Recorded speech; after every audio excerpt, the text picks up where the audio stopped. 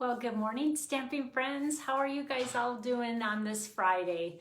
I hope you had a great week and we're doing really well. We had an awesome week here. We found out a couple days ago that my daughter and her husband are going to be having a baby boy. This is the family that has 3 girls, and I thought for sure it was going to be another girl. I always envisioned her with 4 girls, but this one's a boy. So anyway, we're pretty excited about that. Hi, Pat. How are you doing? Thanks for joining this morning. I'll keep rambling here because a few more mentioned that they were going to watch today. So, hi, Terry. Oh, I got to chat with her this morning as well. Let's see, what other news? Oh, and then last night we had a surprise. Our son flew in from Atlanta and he was on a layover. So Dan and I ran down and met him for dinner, and that was a nice surprise because we didn't know he was coming into town. He's a pilot for Delta, so he's hanging in there, and it was fun to see him. So let's get started with what I wanted to share with you today. Let me switch my camera around quick, and you always get to see my calendar, which is winding up another end of the month here. Oh my gosh, I cannot believe we're getting into June. And I'm going to zoom in. Last time when I watched this, it's like, oh, you guys don't really get to see up close what's going on here. So let me move that and tilt it just a little bit more towards the edge of the table. Sorry. Oh, I wish I had that automatic thing I always talk about, but Dan hasn't invented that yet. Okay, so there's my host code in case you see something you might be interested in. First of all, one more last push for my In Color Club. Remember, this is the best way to get all these products in your hands at an affordable price. So this whole list will be sent to you each month in a different color. So make sure you sign up by tomorrow, because that's when I'm going to figure out my order and which color we're going to do. And you're really getting a discount if you do it this way. So be sure and let me know, and I would love to add you to the list. This is the other big thing that's coming up. This awesome catalog is going to go live on June 3rd. So if you don't have one, I have plenty here that I can mail out. So just let me know if you need a catalog and I'll make sure you get one. All right, and then one last thing is, remember, usually at the start of a new catalog, there's a ton of things that people want, and really this is one of the best times to sign up to be a demonstrator. Now remember, being a demonstrator doesn't mean that you have to hold classes and events. That just means you're a discount shopper and all your products will be discounted. They have an awesome special right now. If you sign up between June 3rd and 30th, you are going to get a free bundle that's in the catalog. So let me know if you're interested in that. And I think the most expensive one is not quite $60. So in addition to your $99 that you pay, you will get $125 in products plus that free bundle. So it's really a great deal, and I can promise you are going to love the new catalog. So I'm excited about that as well. Just let me know. You can shoot me a text, an email, whatever, and I would love to hook you up and have you join my team. All right, let me share with you the project we're going to make today on Facebook Live. It is getting to be wedding season. Whether or not there's an actual wedding with this virus situation, who knows? Some people are going through with it and getting creative, some are postponing, but at any rate, you may need a wedding card. So I'm going to show you an oldie but a goodie. It's been around for a while, but I updated with the products to things that you can actually purchase right now, because a lot of the old ones are old products that you can't get anymore. So I just think it's cute how you turn the hearts into a bride and groom. And as you know, I love the stamp set Seriously the Best. This is a retiring stamp set, so this is going to be gone soon. So you're going to want to nab this. And remember, I told you this one is a keeper for me because I love these fonts and they take up a lot of room and they're just such a nice little classic set to have. So if you don't have that stamp set yet, you may want to grab that before it's gone. All right, so first you're just going to need the Whisper White thick cardstock, and this is just cut to standard size, which is 4 1/4 by 11. So just one sheet of paper cut in half, and then I scored it in half on the long side at 5 1/2 inches, and then we'll just fold that in half. Then the next thing I did was I took a 5 1/4 by 4 inch to make the next layer, and this embossing folder is called Country Floral 3D, and this is a retiring embossing folder. So again, you're going to want to nab this before it's gone. And for starters, we're just going to put 4 dimensionals on the back.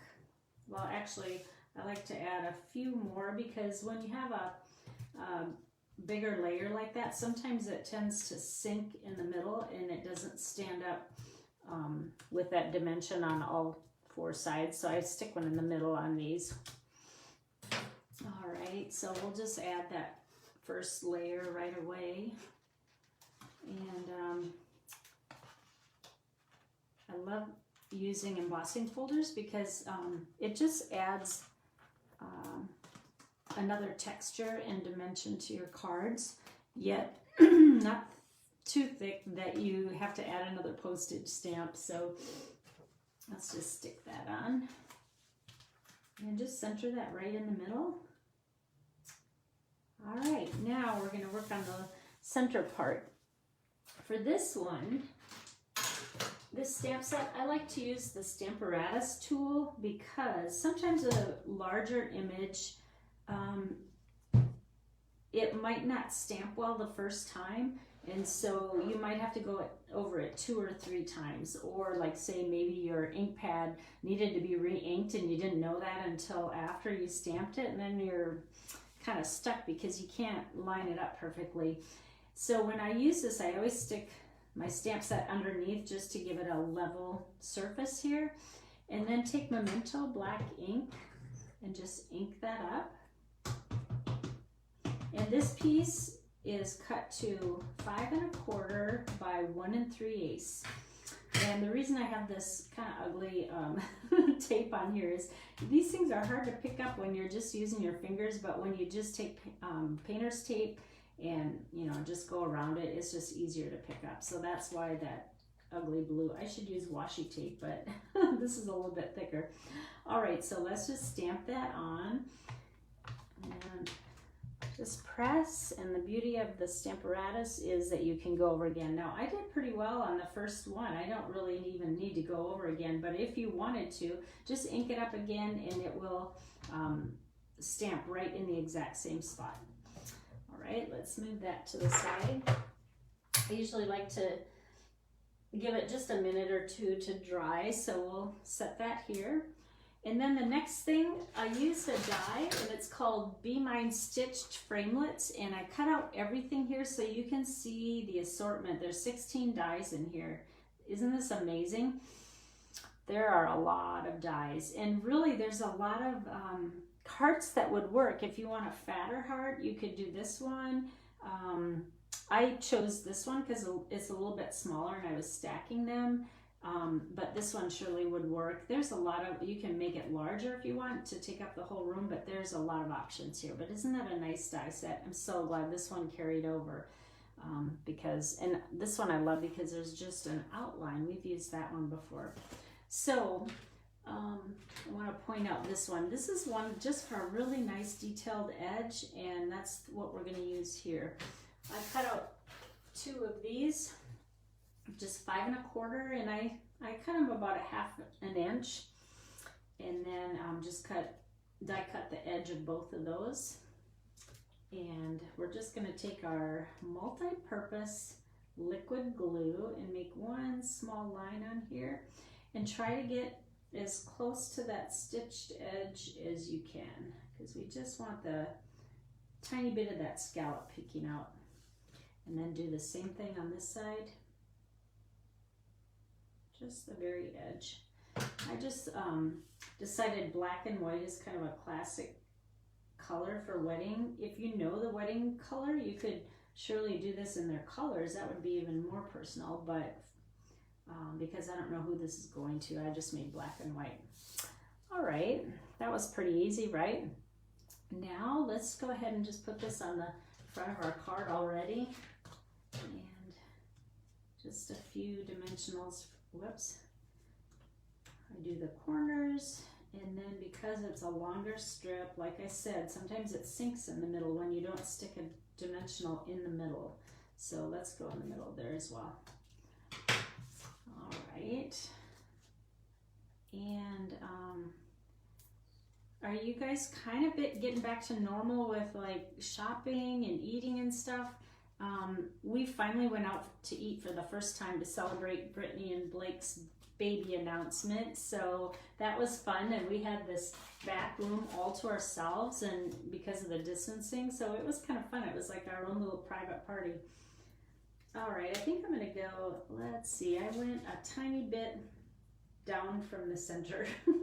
It's kind of a random place that I stuck it, but it's because I needed those hearts to fit on the bottom. All right, now we're gonna build the hearts. First, we are going to make the girl one, and oh my goodness, where is it? Okay, so this one I did before just because it took a bit to get all these pearls on, but I just cut the heart out, then I embossed it in this same one. Just place it wherever you want for the flowers, and then I just stuck all these pearls on. Let's see, 1, 2, 3, 4, 5, 6, 7, 8, 9, 10, 11, 12, 13 with this one in the middle. And this is going to be your best friend when you do this because they're really easy to pick up with this tool. If you had to pick them all up with your fingers, it's kind of hard and putsy, but this tool makes it really easy. So just stick however many you want. You might not want that many. Maybe you only want 3 or something, but you just use what you want on that. And then we're going to add dimensionals to this. This is such a fast and easy card. Whoops. And the tuxedo one is really fun to make. It's easier than it looks. All right, so we'll just kind of put that in an angle like this. And then for the next one, you're going to need to cut out 2 hearts, a black one and a white one. Now the black one, we're going to snip from the bottom and just a little bit at an angle like this. You can just fussy cut. You don't need to use your trimmer for this. Now to make this symmetrical, all you do is take that piece that you flipped off and just set it right alongside the left side, because we don't want a lopsided heart for this. And then just follow that line that you just did, like that. And then we don't need the middle part. You can just throw that away. Now we just need to glue these on. Does anybody have weddings to go to this year? Arizona doesn't have June weddings like the rest of the world does because it's way too hot, unless you do an indoor one. But it's in the hundreds here, so we are really getting up there. Our pool is finally warm enough. I have such a small window of comfort in our pool. It has to be like 90 degrees. All right, so now you can see how I got the tuxedo to look like that. Now, the next thing is I took my 1/8 circle punch and I just punched out 3 circles. And this is when the other end of the pick tool comes in handy. There's a little bit of, kind of like an eraser, like a little bit of rubber, and then just place those on there. There's one. These are so hard to maneuver when you use your fingers, so this tool really is handy. And one more. All right, now you have to get creative on the bow part. We do not sell a 1/8 inch black bow, so I do have some retired, but I try to use current. But if you do have 1/8 inch, that'll work. Just tie a little bow, trim off the ends really tiny. But I hung on to my cookie cutter punch, and in that one, it's a retired punch, but there is a little bow tie. So that's what I use. But if you don't have that punch and you want it paper, just cut, you know, like just kind of cut the end like that, kind of like the end of a kite. Or you can tie a real bow. It doesn't really matter. The fact is you just want a bow in the middle of any sort.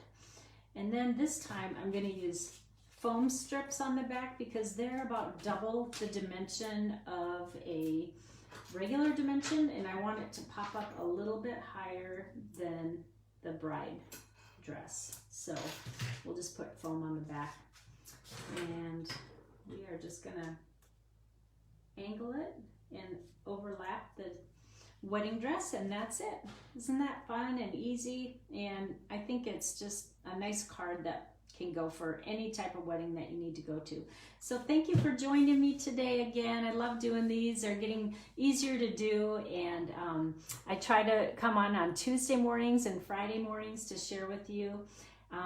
Be on the watch because I do have a class to go that I'm going to kick off with the new catalog, and I'm not sure when I'm going to post it, but I just have one more project to create and then I'm ready to launch it. So, and I probably will do it before the catalog goes live, so that way I can order it on the first day possible. So if you're considering it, please let me know right away because I want to order them in case they happen to go back order, because it's a popular set that I'm using in the new catalog, and so I'd like to be able to order them all on the first day so that you can be sure and get them. All right, so check back and I will keep you updated on that. Thanks again, guys, and have a great weekend. Bye-bye.